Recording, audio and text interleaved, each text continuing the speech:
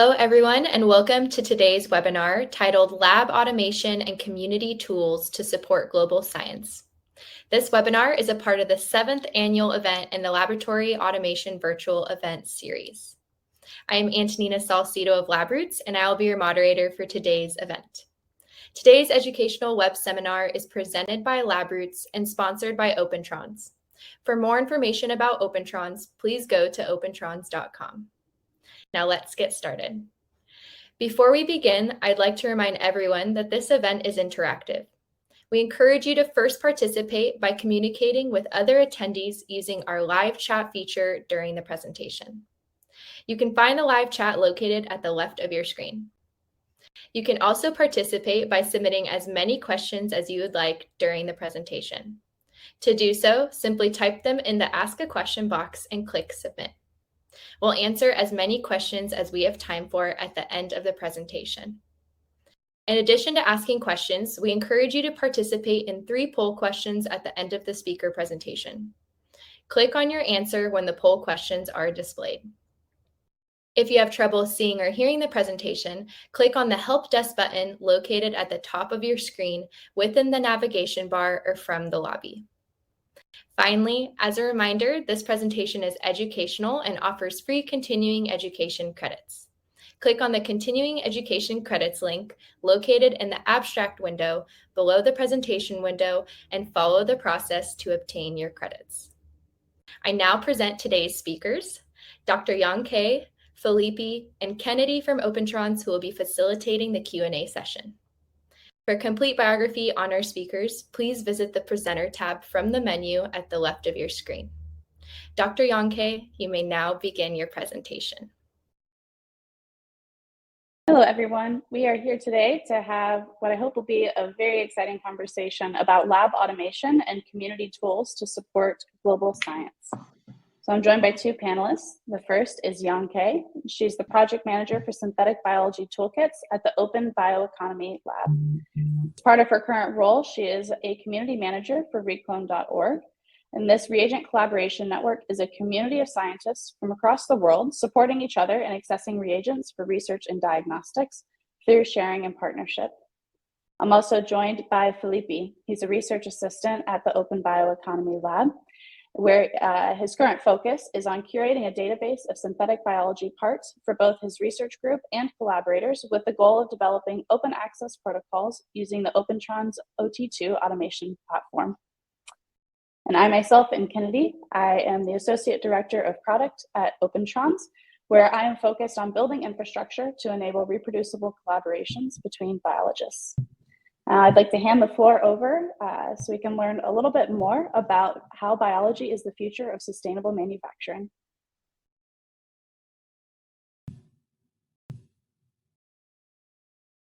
Great. Okay, thanks, Kennedy, for the introductions. So, biology is a technology that's key to the sustainable future of our people and our planet. And that future is already here. And we already have the basic tools and reagents for biomanufacturing and for engineering biology to produce things like medicines, materials, foods, chemicals, and other essential commodities. The problem is that these tools, the knowledge, and all this infrastructure is not very well distributed in a way that is accessible, affordable, and reusable by more people all over the world in order to advance research and develop innovations to tackle our global challenges. Now, if we look here, this we can see is disparities in distribution of the global supply chain for lab reagents. Now, we can use this as a proxy of where reagents are made, where research and manufacturing is focused. And so you can see in the dark blue colors, these are the centers where there is more export and manufacturing of lab reagents. And you can see that they're primarily concentrated in North America, in Europe, and in Asia and China. Whereas there's less export of these reagents in the lighter green colored areas. So regions like Latin America, Africa, and the Middle East. So, if these basic ingredients for doing research looks like this separation between the global north and the global south, what will it look like for the actual outputs and applications and innovations from research? So, being able to easily and readily manufacture the tools for engineering biology means that we can quickly apply it to research and other innovations. So, like how diagnostic innovations were being developed in response to the COVID pandemic, for example, you can see here that at the time of this study, for example, there were 1,600 diagnostics tests in development for clinical use or being commercialized all over the world. But again, you can see with all the red coloring, so this is covering just the US and China alone. These guys accounted for about 50% of the diagnostics being developed. And you can see that there is very minimal data of diagnostics being developed in the global south, with some exceptions in Brazil and some data points in, say, Morocco, Egypt, Nigeria, South Africa. And that's not to say that these underrepresented countries can't and haven't innovated, but it just goes to show how the research is often limited by the lack of reagents being available, the manufacturing tools just not being there, long supply chains, or like cold chain issues for storing enzymes and so on and so forth. But the thing is, in all of these countries, there are some great minds and some brilliant researchers doing work that is just being underutilized because of the poor distribution of these basic tools for research. So how can we make use of the research capacity that we have available, both in the global north and the global south? And how can we more evenly distribute biotechnology and our biomanufacturing capabilities to improve upon things like diagnostics, or biologic production, and other key developments? And hopefully how we can make all this useful to push forward positive societal, economic, and environmental impact on our global challenges. So this is where our lab, the Bioeconomy Lab, led by Xenobiology here, hopes that we can contribute a little bit towards creating an open, sustainable, globally inclusive, and equitable bioeconomy. And we're doing this through three main objectives. First, we're developing open research and enabling technologies for biomanufacturing tools that are accessible, useful, adaptable, and actually being used for local manufacturing of enzymes and other molecular biology reagents. Secondly, we partner with global collaborators to investigate the most effective use that open source technologies can make and what positive impact they can have on developing and emerging economies, particularly in the global south and low resource settings like DIY biolabs. And finally, we're applying these toolkits to develop strategies for policy and impactful applications to address the UN Sustainable Developmental Goals, such as for good health and well-being, reduce inequalities, and partnerships to further these goals. So now if we just focus on just one of these, our open toolkits for distributing reagent manufacturing. And for that, I will pass it on to Felipe to tell us a little more about how we're doing this. Thanks, Yankee.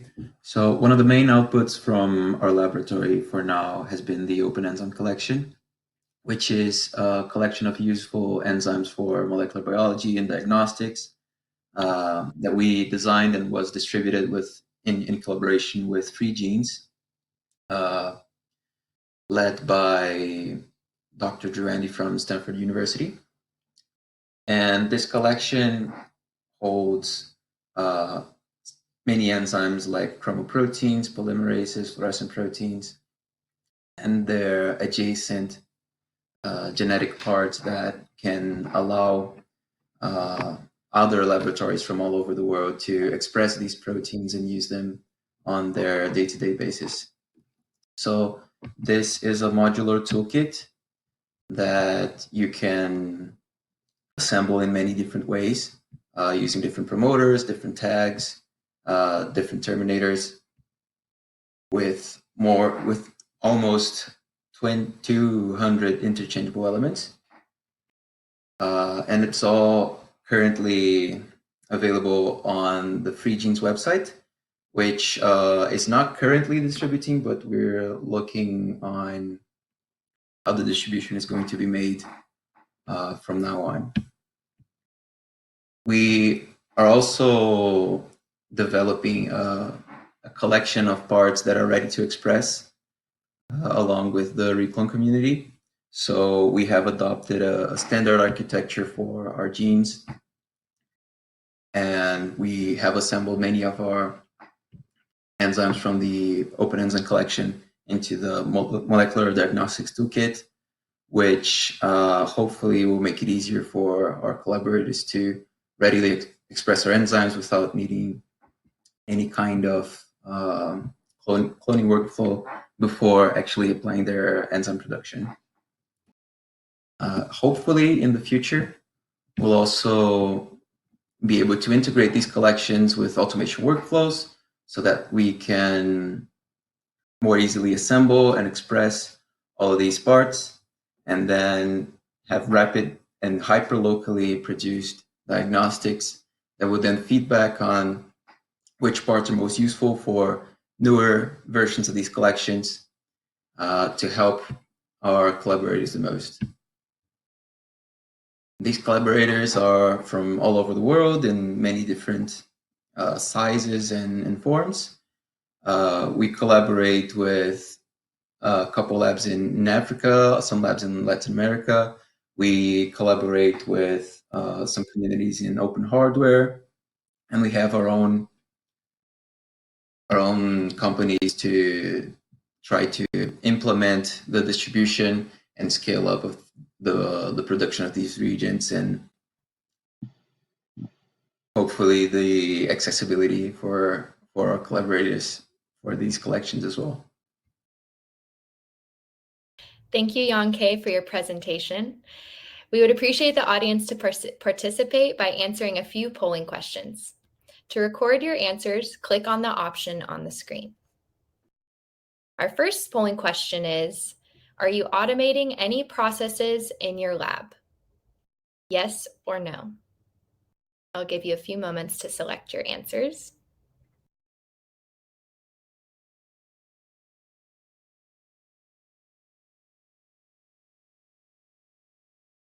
Our next question is, are you automating genomics methods in your lab?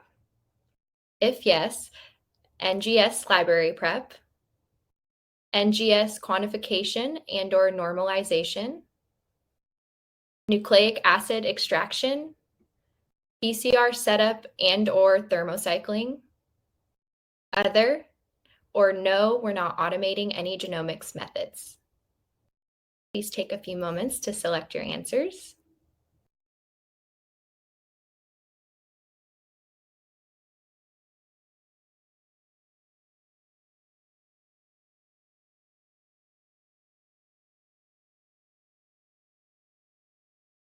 Now, our final question is, are you automating any other methods in your lab?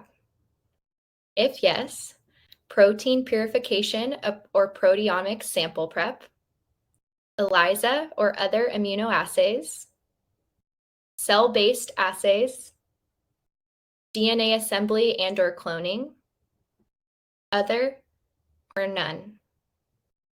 I'll give you a few moments again to answer.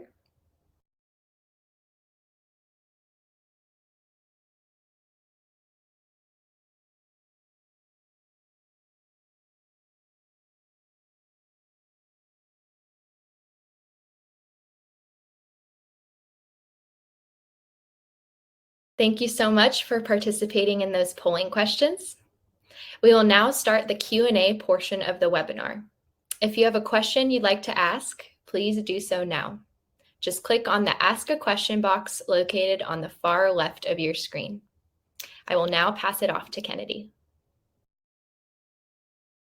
Thank you so much for that. Really love the work that you're doing. It's really high impact, and I think I especially love the point that the ability to innovate is global, and it's really about fixing the accessibility of tooling in order to unlock global innovation. I do have a couple questions that I'd like to ask you as we start to open up to a more open Q&A. And the first thing I'd like to understand is, when did you first start using automation in the lab?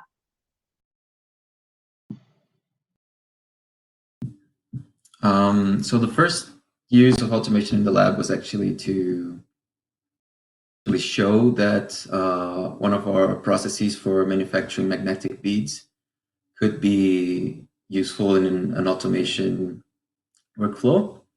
So this we use more to validate our own method, but then we started using the Opentrons robot to automate some other protocols that took more pipetting and were more prone to human error, such as dilution of many different samples in a high throughput manner, preparation of different reactions where there were a lot of reagents with different volumes that could take a lot of time and takes a lot of mixing. So the robot is there to help us in all these protocols for now.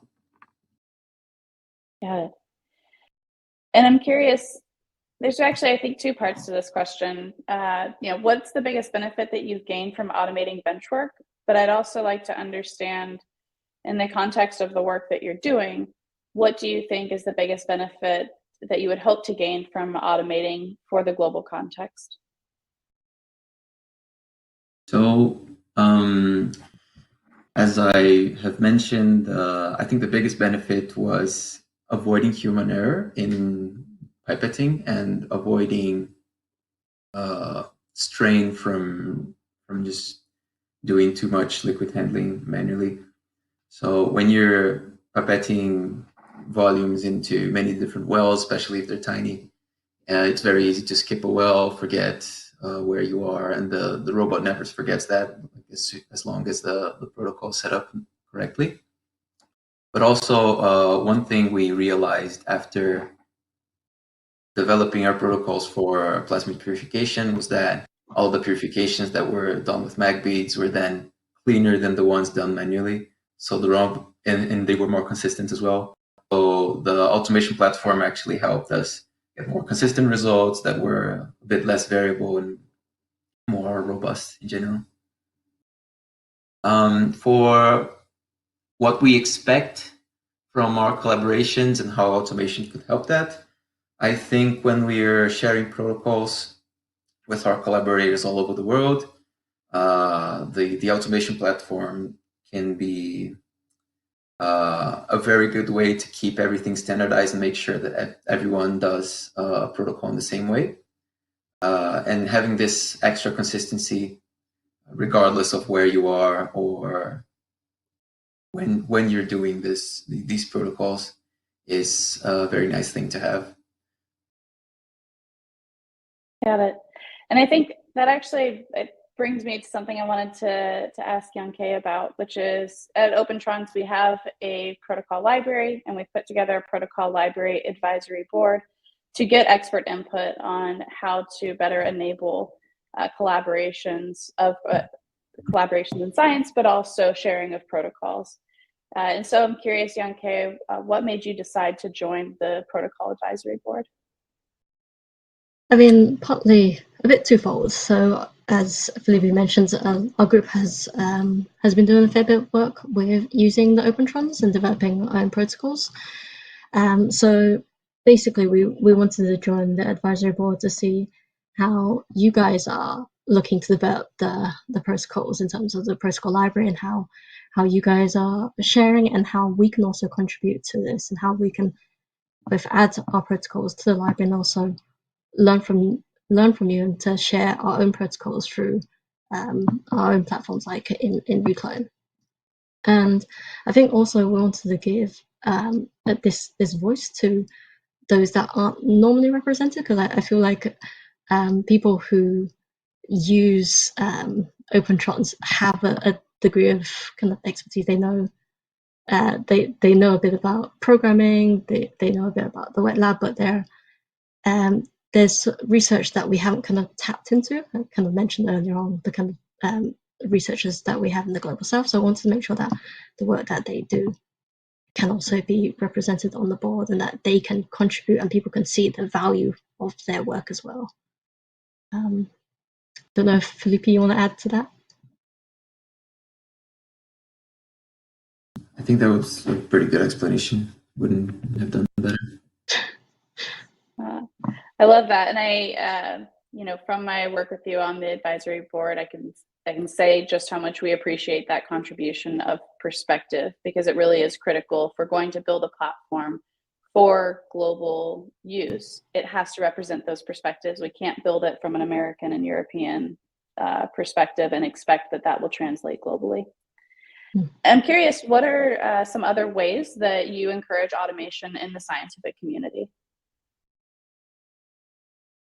So, I mean, and I'm sure Felipe can tell you a little bit more. So last year, though, we ran an automation education workshop, kind of just running through the basics of how to set up the O2, how to write your own protocols through the protocol designer, and I believe that there was quite a lot of interest at the end of that to actually write their own scripts using Python, which is something that I think Felipe is a lot more involved with in our lab. So this was something that we wanted to start making essentially a series of educational workshops, also in collaboration with some of our collaborators in Norwich, the Earlham Institute and the John Innes Centre, where they also have a large biofoundry, and they make quite good use of all the robots and automation workflows there. I suppose that's more on the local scale. That's how we're trying to make use of more automation. But we also have some of our global collaborators. So I probably should have mentioned a little while ago. So we're also involved with the IGM for Enzymes community, and Opentrons. You guys were kind enough to sponsor our team to provide four robots to four of our community labs. So we had one sent to Ghana in the Hive Bio Lab, one to the Philippines, the Philippine Genome Center, one to the Chicago, the BioBlaze, sorry, and also to Vancouver, to the Open Science Network. So it was good to see how all these robots can be used in the different settings. That's awesome. And I think there's a lot of truth to that no matter how large, even when the goal is global collaboration, it always comes back to what is that individual dynamic? How are you locally cultivating collaboration within each of those locations so that they can then collaborate with each other as well? And so I really appreciate kind of that approach of how do you distribute this equipment the same way that you're focused on how do you distribute access to reagents in order to then cultivate sharing locally and globally. Because it seems to me that you really can't do one without the other. So I really love that. And coming from a question that was submitted, I'm curious, what's the biggest success that you've seen at the Open Bioeconomy Lab to date?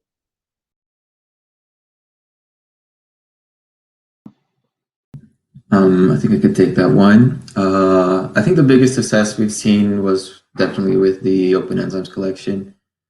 The collaboration with Free Genes was wonderful because we could get our DNA shipped to many different places on the world. And to this day, there are still researchers from all over that ask for plasmids and for strains. And I think just having this network for sharing reagents and biological material is wonderful.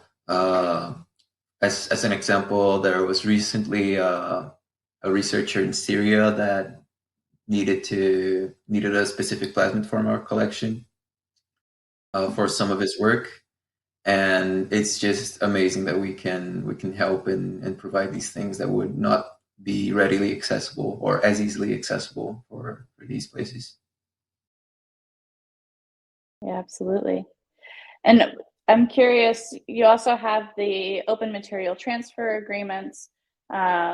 What gives you hope that more traditional pharma and biotech companies will sign up and start releasing their compounds through that? Do you want to take that, Genke? No, I'm happy for you to take that if you want. I need a minute to think about that one. Yeah, I think that's a very good question. We know that the pharmaceutical industry and a lot of people involved in molecular biology are very particular about their property. But we think that making this more accessible making the production of this more accessible, especially for places where the pharmaceutical industry doesn't really reach across the world, is key. So some of our focus is on not necessarily distributing it to everyone, but focusing on the global south and places where, for example, the ordering something from a big pharmaceutical company in Europe, for example, would take a couple months, and then it takes a couple more months in customs, and then you need cold chain storage for all that. So if you have instead a network of people around you with access to some of these biological components and regions, it would be way easier to get this this information everywhere and this technology everywhere. And hopefully the pharmaceutical companies see the benefit to more people using their information in the product, regardless of how much they're paying for it.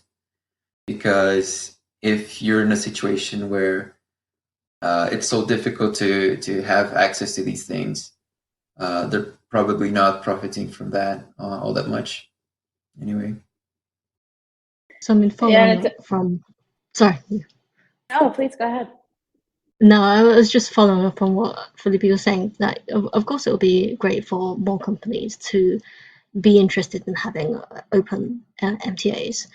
But I think one of our focus, at least for Ruclem right now, is to start thinking about setting up some regional reagent hubs where, you know, for example, we're talking some of our collaborators in Argentina and also in Ghana and the Philippines. And the idea is to set up these regional reagent hubs where we supply them with the plasmids, these open MTA plasmids and DNA parts, so that they can then distribute more locally to any researchers around them who are interested in using these reagents for their research. So I think the idea is kind of start grassroots and have these kind of more distributed hubs that are working with these kind of off-patent enzymes, off-patent reagents. And then if there is uptake from bigger companies, traditional pharmas or biotech, then that's great. But we can only do one little problem at a time, I guess. Yeah, absolutely. And as you were reemphasizing the global south, it made me think about some of the cultural shifts that have been happening around how people view the protection of IP. And so specifically thinking about as the COVID vaccine, the vaccines were slow to make it to other countries, and South Africa very seriously was exploring and making progress towards developing the vaccines and manufacturing them, actually taking what had already been developed, but manufacturing it and distributing it locally. Even though that in the past would have been something that few, I think, would have considered. And I think your comments too about the regional reagent distribution dovetails nicely with another question that we have, which is asking about some of the other challenges, maybe logistics or regulatory, for example, or anything else that comes to mind that exist as a challenge to global innovation in the life sciences and diagnostics. And what can we as companies or we as researchers do to help address that? Okay, so basically, what are the challenges and barriers for reagent use, reagent sharing, and right? So you mentioned setting up these reagent hubs, for example, and I imagine some of the benefit of the hub is that it helps to minimize some of the logistics challenges because you're now creating a place for it to all go to then be redistributed from. And I'm curious what other challenges you still see existing, and how can the broader community help to support those efforts? I think greater awareness and kind of more, bit more trust, that the trust in the research that's been done, and the kind of the more recognition and giving more credibility that the research, even if it was made from something that looks at like some open hardware, for example, look like they're not very professional, I think, but to recognize that actually this is all still very serious science, and that even if it looks like it's a bit of a mashed together kit, it actually is able to do the relevant research. I don't know if that's quite answering the question like that. Yeah, I think that is a key part, right? It's recognition of what work looks like in different parts of the world, and maybe having a little bit less prejudice or assumption about what it should, quote unquote, look like, and instead recognize what's the data, what's the science, and focusing on that. And I apologize, Felipe, please continue. Yeah, no worries. I think there are also some technical challenges that we still face in creating these hubs for production of reagents. So if you think about enzymes, for example, we do have the methods to produce the many enzymes locally, but then some of the times you don't really have the quality assurance for many of these enzymes. So you need to implement quality control steps and benchmarking steps that can end up taking a long time for if your lab is producing and using their own proteins.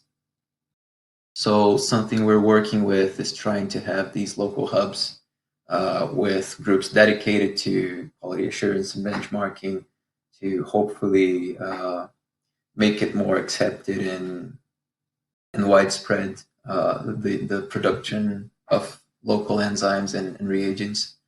One of the examples that we see in the academic community a lot is with chemists doing their own chemicals and purifying their own things.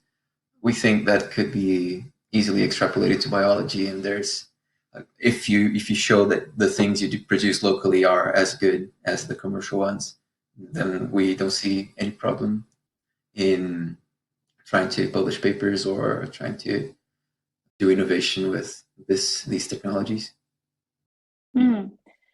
And so I had one last question that I think I'm going to rephrase to be very specific to that, which is how could open science tooling, or what open science tooling could help to facilitate those processes to be standardized and to be globally adoptable?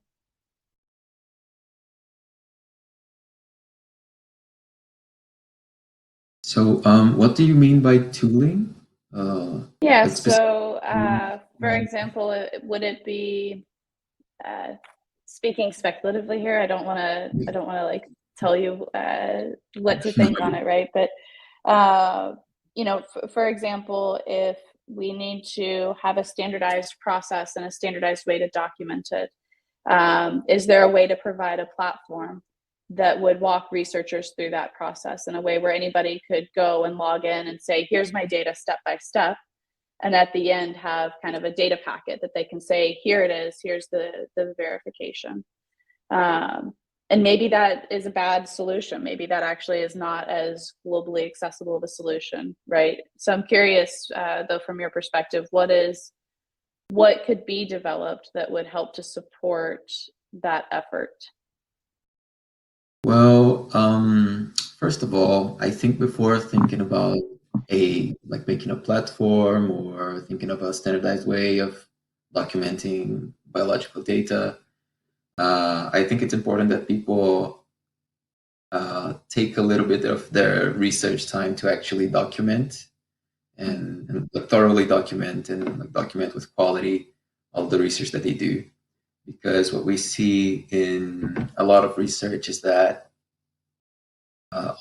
many researchers spend a lot of time actually doing the research, and then when it's time to publish and share their research with other scientists, they don't put the same effort as they did for actually executing the research. So just spending a bit more time doing documentation and annotation of genetic sequences, for example, and focusing on sharing metadata as well, and thinking about how accessible this data is going to be, no matter which platform you use to make this data accessible. I think just thinking about that is an incredible step that can be done to improve global collaborations in biology. Something else that I think more in this term of building platforms for that is trying to adopt and just try out current standards and procedures that people are trying to develop. So if there is already a standard that's somewhat accepted, trying to stick to that and joining a community of other people that are already using that is generally more useful than trying to develop your own. Even though trying to develop your own can bring new insight and new ideas to these communities. I guess my key message would be that if you're trying to do your own thing, be sure to talk with other people and know what they're doing to make sure that everyone benefits from your progress as well. I mean, definitely having standards is, I think, quite important. You know, if you know exactly how much reagents you put in or what steps, you know, if you might say add X amount of liquid, but then do your protein purification, but then there are many different ways of purifying it that may or may not be kind of defined. So having a standard that says, you know, do this step followed by this step followed by this step is useful. But I'm also very conscious of saying, you know, we've made, you know, X plus 1 standard, and now there are that many standards that people just don't follow. So it definitely is, as Felipe says, we need to know what is actually currently being in use, and making sure that what we have is interoperable with those standards, and kind of like not reinventing the wheel, but contributing to what is already there and improving it, if that makes sense. Yeah, absolutely. Thank you so much. I really appreciate the insights from both of you, and I know I certainly learned a lot today, and look forward to continuing to learn more from you in the future and to follow the progress of your lab. I think it's really incredible work. Thank you. Well, thank you for inviting us to the panel today as well. Thank you, Yanke, Felipe, and Kennedy for that Q&A. And thank you again, Yanke and Felipe, for your time today and your important research. Before we go, I'd like to thank the audience for joining us today and for their interesting questions. I'd also like to thank our sponsor, Opentrons, for sponsoring today's event. Questions we did not have time for today and those submitted during the on-demand period will be addressed by the speaker via the contact information you provided at the time of registration. This webcast can be viewed on demand for 2 years until March 22nd, 2025. LabRoots will alert you via email when it's available for replay, and we encourage you to share that email with any one of your colleagues who may have missed today's live event. Until next time, goodbye.